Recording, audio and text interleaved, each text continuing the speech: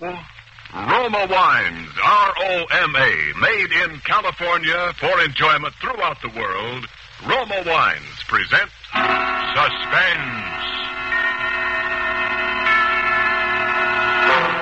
Tonight, Roma Wines bring you Mr. J. Carroll Nash as star of Commuter's Ticket, a suspense play produced, edited, and directed for Roma Wines by William Spear. Suspense, radio's outstanding theater of thrills, is presented for your enjoyment by Roma Wines. That's R-O-M-A, Roma Wines. Those excellent California wines that can add so much pleasantness to the way you live, to your happiness in entertaining guests, to your enjoyment of everyday meals. Yes, right now, a glassful would be very pleasant, as Roma Wines bring you J. Carroll Nash in a remarkable tale of suspense.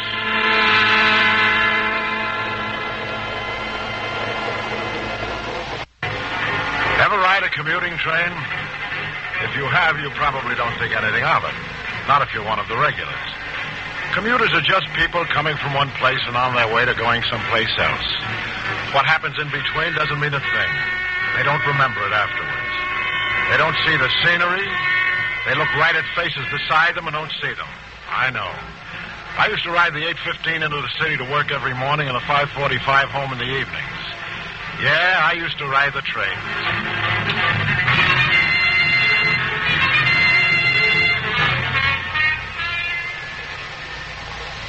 Oh, could I bother you for a match? What? Oh, man. Yeah, I left mine at the office. Where I work, Consolidated Press. The wire service, you know. Don't say. Oh, I'm not one of the reporters. Here's a book of matches, Keaton. Thanks.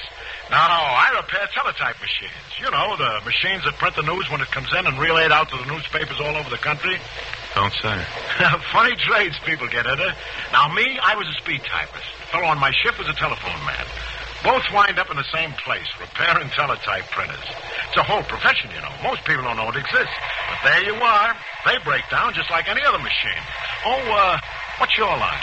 Look, I'm sorry. These rides are the only time I have to go over my report. Oh, sure. I didn't mean to butt in. I just thought maybe I'd seen you in the Laurel Creek station. No, not my station. I see a lot of people waiting for the train there, but I never get to know them. Oh, my name's Bert Gavin. It's all right. Keep the matches. I got another book.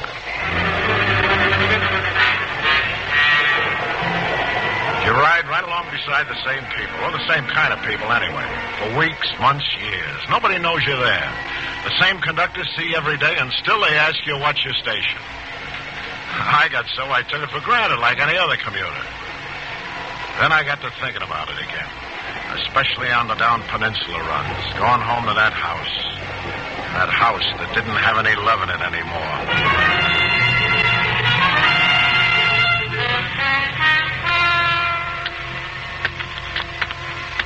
I said I lived in Laurel Creek. Well, that was my station. Only where I lived was on the wrong side of the tracks. The house was so close to the tracks we couldn't have a backyard for the rails. Every time a train would go by, it'd shake the whole house. The walls would shake, the windows would rattle, the ground would shake under the foundations. It was like living on the edge of a volcano. As I walked into the house that night, the Bayside Limited was just coming through.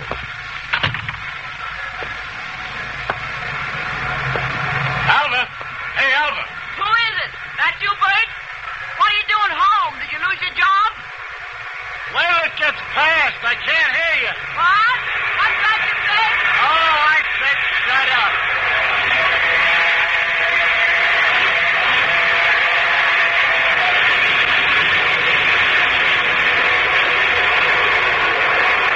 What's the big idea coming home like this? Why'd you let me know? I finished early. You're going to get overtime. You're losing overtime. Well, maybe I want to have dinner with my loving wife for a change. Well, you won't. There's nothing in the house. Now, couldn't we rustle up some scrambled eggs or something? I told you there's nothing in the house. What were you going to eat? I was going out, if you want to know. Who with? Well, it's none of your business. It's Alf Gorman, isn't it? You've been seeing him again, haven't you? Well, what if I have? I don't want you to see him. You're my wife. Pity you didn't think of that when you moved me out here to the sticks. Well, your boyfriends don't seem to have any trouble locating you. You rented a house on the railroad tracks deliberately, just to punish me. Well, you don't have to stay in it. No, I don't, but you do. And every time that train goes by in the night, I like it. You don't sleep so good, do you, Bert? The trains get on your nerves, too, don't they? I guess that's something you didn't figure on. Hey, maybe I figured on more than you think. What do you say that for? And what are you simpering about? What's the matter, Alva? You sound like you're scared of me. Of you? Oh, don't make me laugh. And don't make a scene when Alf comes by to pick me up. You know what happened the last time. But it won't happen again. Laugh's on me, isn't it? I moved you to the country to keep you away from the juke joint, so he drives out here to see you. The country. You call this the country. A shack on the railroad tracks. You bring me here. You must be crazy to think anybody could turn over a new leaf in a place like this.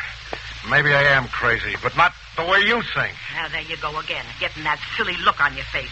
What time did you say Alf was coming to pick you up? 7 o'clock. That's fine. That's perfect. I'll just have time to catch the 7:15 back into town and earn that overtime. Well, what are you waiting for? It's about time for the 6:45 to pass by, isn't it? Yeah. Do stay and enjoy it, Bert, dear. Honey, you don't know how much I'm going to enjoy this. Ah, there it is. Here it comes. Well, it's a minute early this evening. Bert, what's the matter with you? What do you want with that poker? What do you think I came home early tonight for? Give you 3 guesses. Bert. Nobody saw me leave the office. The watchman was asleep. He'll still be asleep when I get back.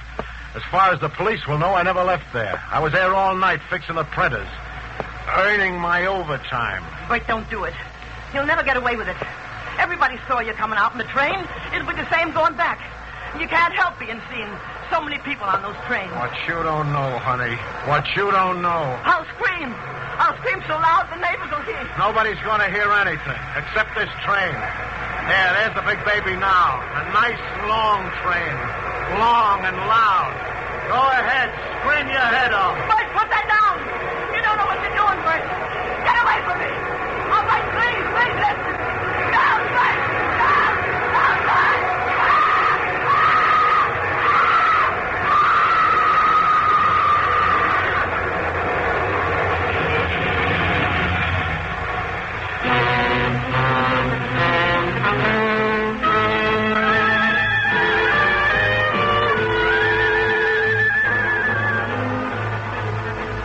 Suspense, Roma Wines are bringing you J. Carrol Nash in Commuter's Ticket, a radio play by Roy Grandy and Robert Tallman. Roma Wines' presentation tonight in radio's outstanding theater of thrills, Suspense.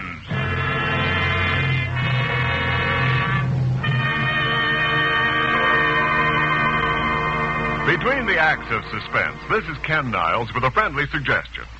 If the heat has you worn to a frazzle, soothe that ruffled disposition and those hot weather nerves. Take it easy. Cool off with the refreshing Roma Wine and Soda Ice. Yes, Roma Wine and Soda, America's smartest, coolest summer refresher. For there's nothing so cool to come home to as the thirst-quenching refreshment of Roma Wine and Soda. Long a summer favorite here in Hollywood, Roma Wine and Soda is now enjoyed by millions everywhere for cooling comfort and taste-tempting luxury. To prepare, just half-fill tall glasses with Roma California Sauterne or Burgundy or any other Roma wine type you prefer. Then simply add ice and sparkling water. That's all there is to it. Your Roma Wine and Soda is ready to enjoy. So good and cool.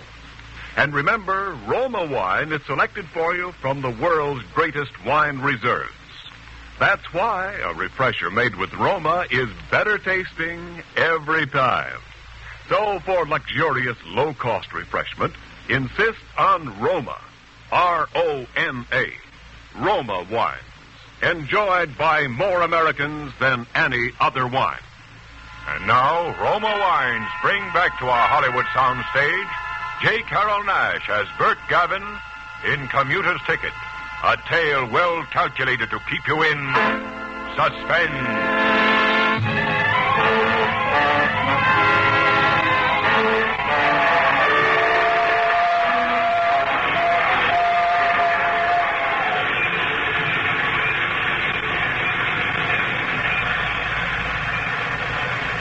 The train was gone, and so was that awful feeling inside. I just stood there looking down where I'd knocked her. In the quiet, there wasn't any reason for what I'd done. I was sorry, kind of.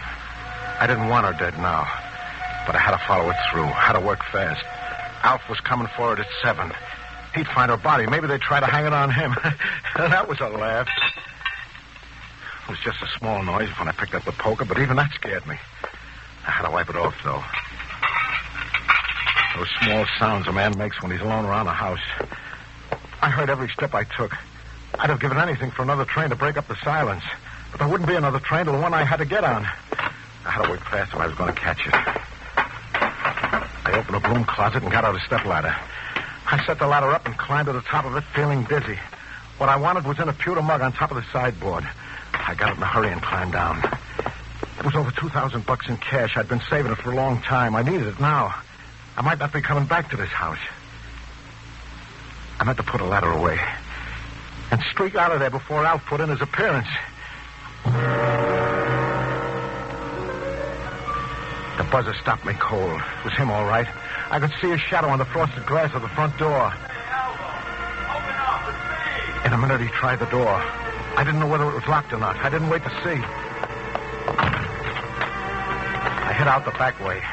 The door that opened only a couple of feet from the railroad tracks. And 3 seconds flat, I was scrambling up over that great stake fence, out onto the tracks, lurching over the railroad ties. Where was the plan, that neat plan, so nobody'd see me? I had a way mapped out, but that way was out the front door. Now everybody in all the houses along the tracks could see me. Maybe not, though. People there don't look out through those dirty windows any oftener than they have to.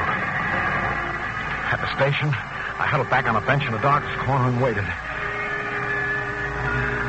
I got on with the others, lost in the crowd. I walked through just like all the commuters. Took the first good empty seat I found. A whole seat to myself.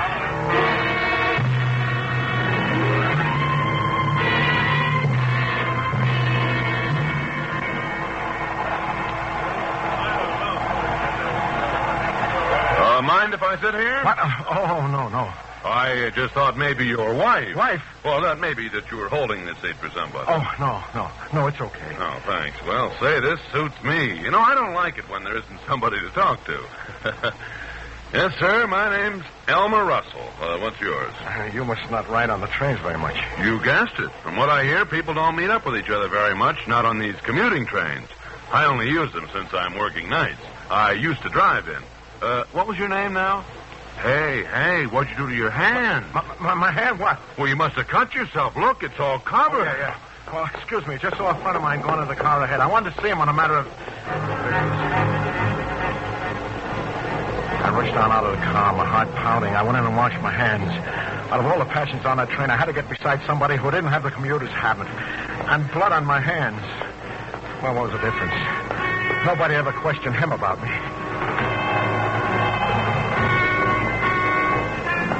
The train lurched as I started down the aisle of the next smoker. Hey, watch it. What's the big idea? Sorry. The train gave a lurch. Sorry. Well, you don't have to cry about it. Just watch it. Yeah. Hey, wait. What? Help me pick up these dominoes. Oh, go on. Chase yourself. Hey, come back here. What's the big idea? Gee, I should have helped him pick them up. He'd remember that my being rude. Maybe not, though. Commuters are used to rudeness. I hurried on to the next car. I shut the door behind me and leaned back against it, feeling weak and dizzy. People near me looked up and stared at me. I must have looked pretty sick, judging from the way I felt. I grabbed the first vacant seat and fell into it. Wow, look what just dropped down from the sky. Hey, can't keep us from having that sport, can they? Well, what's your limit, friend? 10% a point? Now, don't tell us you don't play bridge. You'll be the first commuter I ever met on this run that didn't play bridge, huh? Oh, sure. I play a little. I'm not very good, though. But I'll be glad to play. Good. You keep score, Jack. Sure. Draw for the deal. Well, ace of spades. Looks like your lucky night, fella. Yeah. What's your name, by the way? A name? Yeah, for the score pad. Oh, yeah, for the score pad. Don't hold up the game, Jack. Just write down Mr. X. Oh, that's good. Easy to remember. My name's Sam Cartwright. Oh, okay, Sam. All right, let's see now. Who dealt? I played cards. What I picked up and laid down then, I can't remember. I could hardly see the spots on them. I was thinking of Alva's face, lying there in that miserable house by the tracks where I'd left her. Then it happened. The one they called Jack had just said, Your play, Sam. And it happened.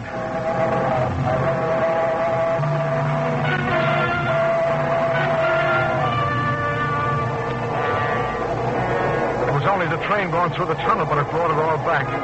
A scream and the train roaring by, the whole house shaking. When I heard that squeal, my arms jerked up. What all I did, I don't know.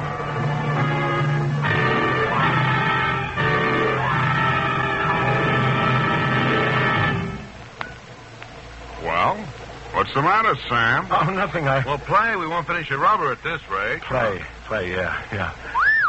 I'm sorry, Donna. I thought there was another trump out. Sorry. Your race takes it, chum. Yeah, I thought you said you didn't play much, Sam. Never seen such luck. Your deal, Whitney. Excuse me, gent. Got all your tickets? Oh. Yeah. Guess my coat was over the seat check. That's all right. Hey, wait, conductor. Huh? You didn't get Sam's ticket. Yeah, Sam's too lucky. Can't let him get away with a free ride. I was back in the other car. Where was that? Well, to tell the truth, I forget whether I paid or not. I'll buy a ticket, though, just to be sure. Sorry to bother you. Here, I'll just take some change out of my wallet. Hey, there's your regular monthly commuter's ticket, isn't it? Oh, yes, so it is. Yeah, I thought I left it home. That's all right, Mr. Gavin. Gavin, I thought you said your name was Cartwright. Oh, this is my brother-in-law's ticket. Oh, I see. Come on, you guys. Pick up your card. Yeah. I pass. No bid. Let's see. By me. Never seen a rottener hand. Me either. But Sam's gonna bid, though. Sam doesn't get rotten hands.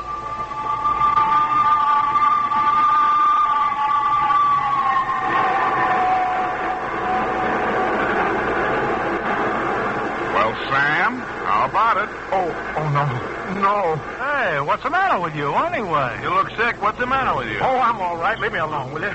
Well, if you're gonna bid, go on and bid. All right. Just wait till the train gets by. The noise, I can't concentrate. It wasn't a passing train, not this time. It was the cards in my hand. I saw them all at once. It was a hand Culbertson might have written a book about. It was more than just a grand slam. I had every face card in the deck, but I wasn't going to be noticed on that train. I didn't even want to be remembered, no. And here I had a 7-note trump hand.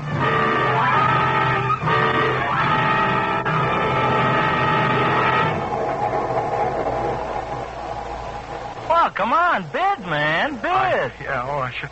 I guess we better have a redeal. Where are the good cards? Somebody's got to have them. Say, the train's getting crowded. Sure is, mister. Oh, I'm sorry, madam. Here, take my seat. Well, thank you, dearie. What's the idea? Cards all over the place. Hey, where you going? Sorry, next is my station. So long.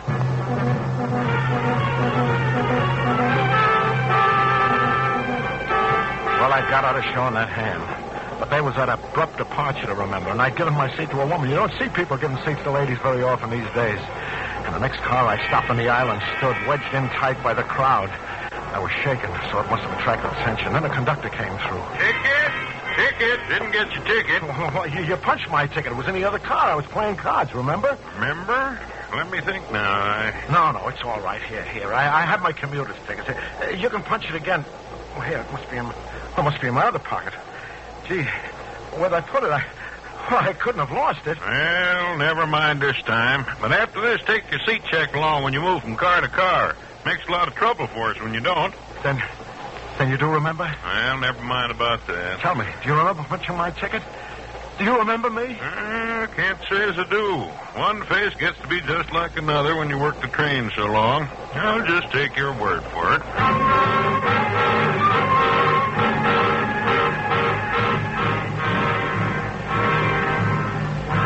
I breathed easier from then on. If that conductor didn't take any notice of me, then nobody would. Once I stopped jittering, people stopped staring at me, or maybe I just imagined they were staring at me. Nobody watching for me at the station in San Francisco. I lost myself in the crowd and was back at the building where I worked before 8 o'clock. The watchman was asleep the way I figured he'd be, the way I'd planned it. I'd gone into the locker room before I left there and put a slug of sleeping medicine into his coffee thermos that would put a horse to sleep. Now, there was no danger of his waking up. But I tiptoed past him just to make sure. I went into the big room where the printers were. They were running just like I left them. No paper snag, no carriages stuck. None of the operators had called in. If they had, I could just say I'd gone out for a sandwich. I guess I knew how to fix teletypes, all right. To keep them running or to stop them running. I fixed a couple of those so nobody could say they hadn't broken down. Of course, the papers had kicked plenty about losing all that news. My office had kicked plenty, yeah. kicked me right into the proof of where I'd been all night.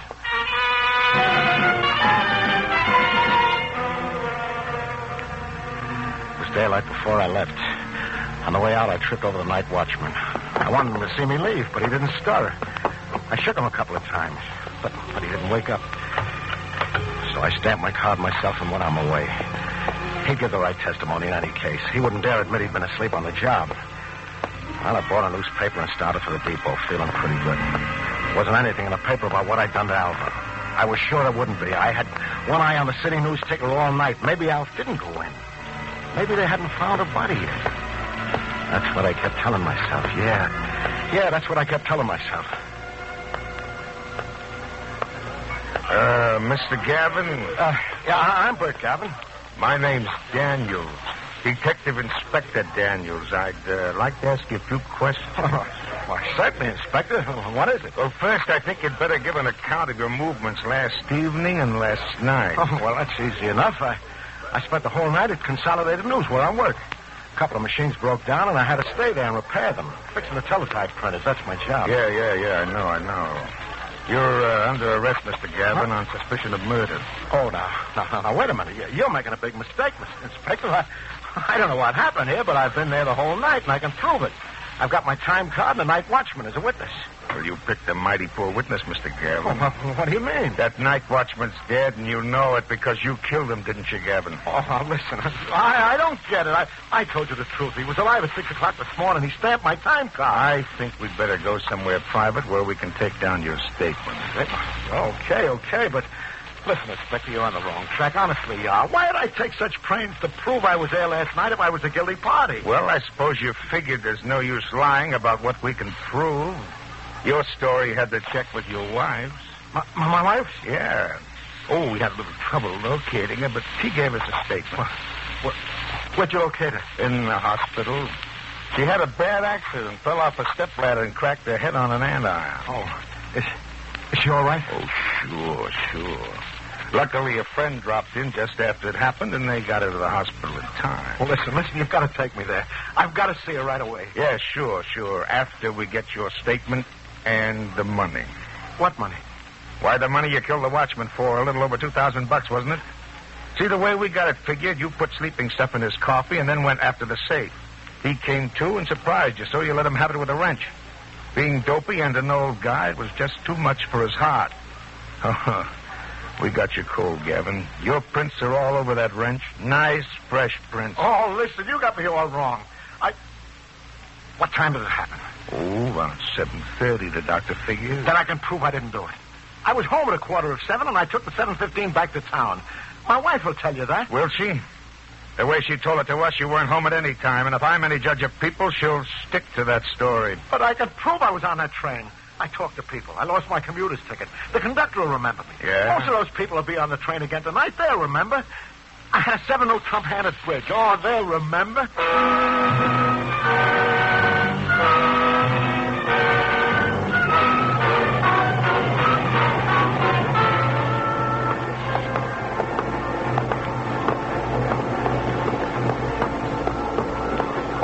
Well, there must be somebody who'll remember me. Oh, that's all right. We'll take enough trips to strike an average. Oh, here, this woman.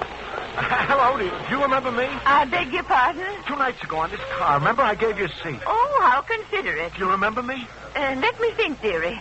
Try to place his face, lady. No, I really couldn't, dearie, but I just wish somebody'd give me a seat now.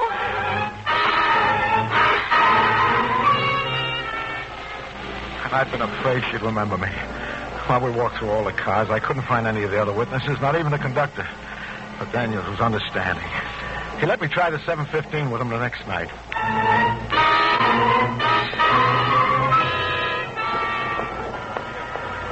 I played bridge with you. I gave you my name as Sam Cartwright. No, I'm afraid I don't place you. But I was winning all the time. I even had a 7-0 Trump hand. Oh, I haven't seen any hands like that in years. You must have mistaken us for somebody else.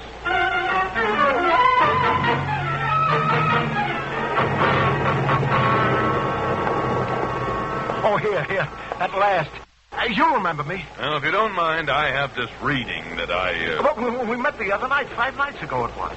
Is that so? Yeah, I remember you said you wanted a regular commuter, so I knew you're the one person who wouldn't forget me. Remember I cut my hand? 5 nights ago. Well, I've been riding the trains all the time since then. I'm afraid one face is getting to be much like another.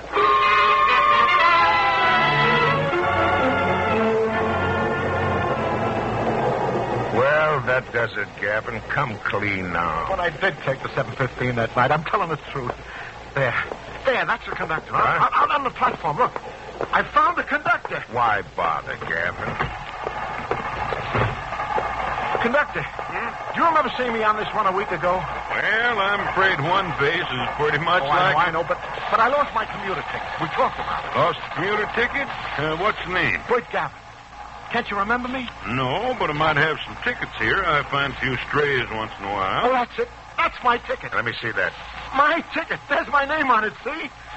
You found this on the 7:15? Well, mister, couldn't say what run it was. They shuttle the cars around, you know. That's what I thought. Mm-hmm. Anything else? No thanks, conductor. That's all I needed.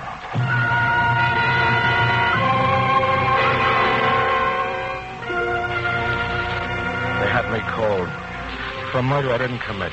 That was the funny part of it. Daniels was the right guy, though. He gave me one last chance to establish my alibi. At the hospital, Alva refused to see me, but Daniels agreed to see her himself and question her about my story, that I was home at the time of the murder. I waited in the corridor outside Alva's room. He was in there almost an hour.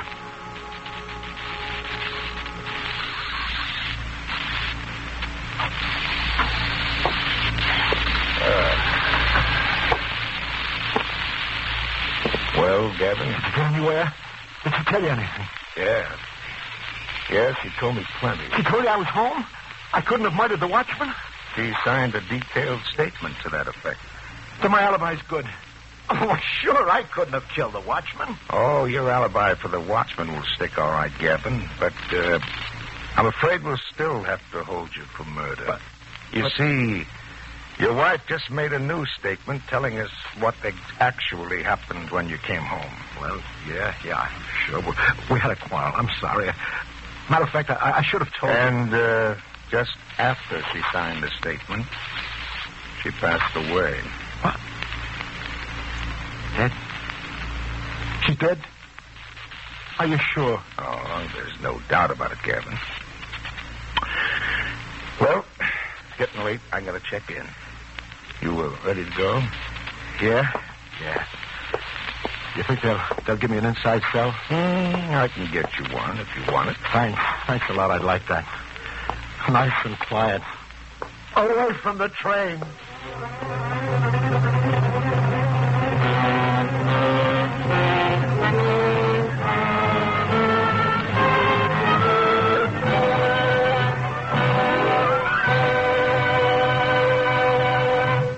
Suspense.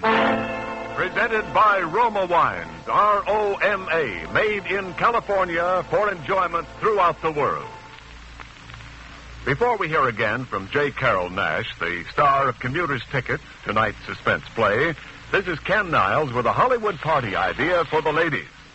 When it's your turn to entertain these hot, sultry afternoons, treat your guests to the thirst-quenching refreshment of Roma Wine Lemonade. So light, so ripe, so easy to serve. Roma Wine Lemonade, first acclaimed by smart Hollywood hostesses, is now popular with women everywhere. The thirst choice among cold, tall refreshers. And Roma Wine Lemonade is so simple to prepare. Just place ice and the juice of half a lemon in a tall glass, pour 3/4 full with Roma California Burgundy or any other Roma wine type you prefer, add water and sweeten to taste. Quick as a wink, Roma Wine Lemonade is ready with cold, satisfying, low-cost refreshment for all. And because Roma wine is selected for you from the world's greatest wine reserves, refreshers made with Roma are better tasting naturally. So insist on Roma, R-O-M-A, Roma wine, largest selling wine in all history. This is J. Carroll Nash. Mr. Spear has been telling me about next Thursday's Suspense show, and I must say he has whetted my appetite for it tremendously. It'll present an all-star cast of Hollywood's finest radio actors headed by Wally Mayer in a play which, according to Mr. Spear, contains some of the most powerful ingredients of distilled suspense that he has encountered since the now internationally famous Sorry, Wrong Number. It concerns the converging of death upon a helpless man and the unknowing conspiracy of people all over the city whom he has never even met to bury him alive. So let's all be sure and listen. Thank you. J. Carroll Nash appeared through courtesy of Metro-Goldwyn-Mayer, producers of the Technicolor musical Holiday in Mexico. Next Thursday, same time, Roma Wines will bring you Wally Mayer and an all-star cast of Hollywood's finest radio actors in Suspense, radio's outstanding theater of thrill. Produced by William Spear for the Roma Wine Company of Fresno, California.